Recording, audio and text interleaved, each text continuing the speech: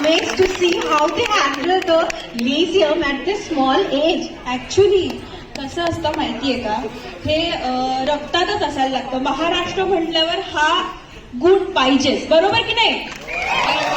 आणि कसं वाटलं, अंगावर काटा रोंगटे आले की नाही?